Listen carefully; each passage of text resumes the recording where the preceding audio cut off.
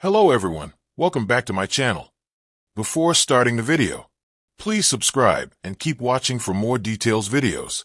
Coco Gauff says how she feels about having to play Dayana Yastremska again after losing to her at Wimbledon.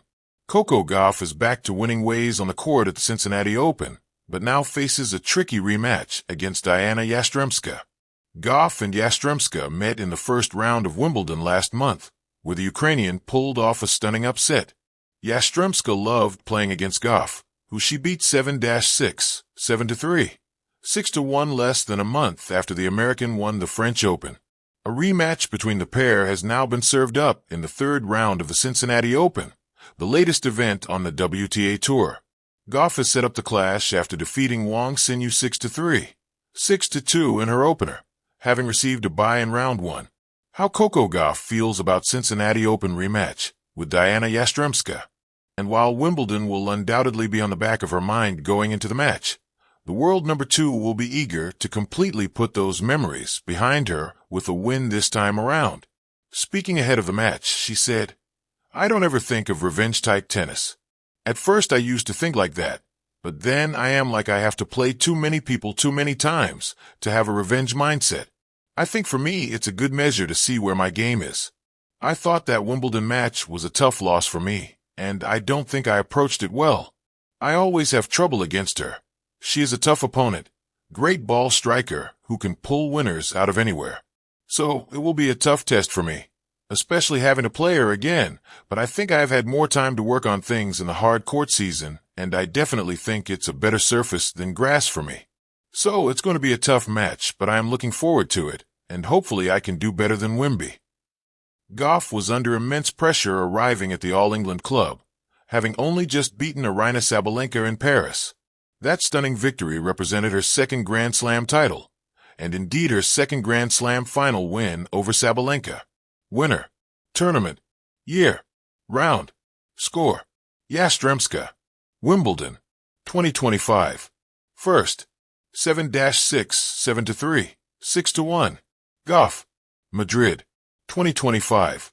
Round of 64. 0-6, 6-2, 7-5. Gauff. French Open. 2024. Round of 32. 6-2, 6-4. Gauff. Madrid. 2024. Round of 32. 6-4, 6-1. Coco Gauff versus Dayana Yastremska head-to-head. But early signs of a potential Wimbledon flop were apparent not long after, as Gauff lost her opener to Wang in Berlin. She then suffered the same fate against Yastremska at Wimbledon, and has since lost in the round of 16 at the Canadian Open. That defeat came against eventual champion Victoria Mboko, who also shocked the likes of Elena Rybakina and Naomi Osaka en route to the trophy. Gauff did, however, manage to clinch silverware in Montreal, winning the doubles event alongside McCartney Kessler. The rematch, Coco Gauff's reckoning. The locker room was quiet, the kind of quiet that hangs in the air after a match, somewhere between reflection and resolve. I sat alone on the bench, tying and untying my shoelaces like a nervous habit I'd never shaken. Outside, reporters buzzed and fans cheered for the next match on court. But here, it was just me and the echo of memories I wasn't ready to revisit. Wimbledon had stung. There's no other way to say it.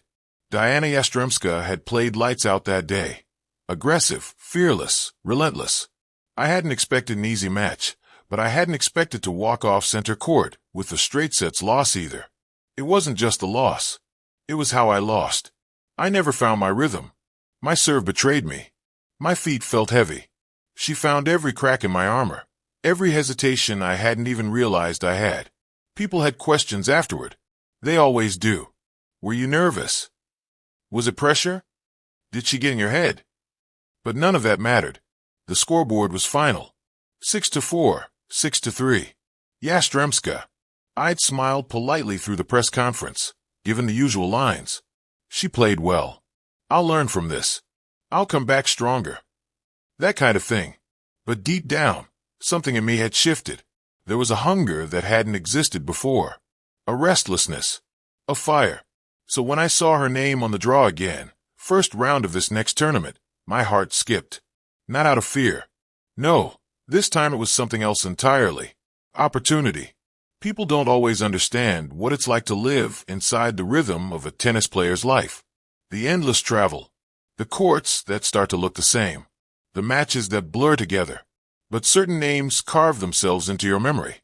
Not because of who they are, but because of what they represent. Yastremska wasn't just a rematch. She was a test. She was the reflection of a moment I had to own. The morning of the match, I woke up early. I like early mornings on match days. They calm me. I can hear the world before it gets loud, before expectations start to pile up like weights on my shoulders. I thought about that loss at Wimbledon. I let myself feel it again, just for a second. The sting, the disappointment, the way I had walked off court, knowing I hadn't played my best. Then I shook it off.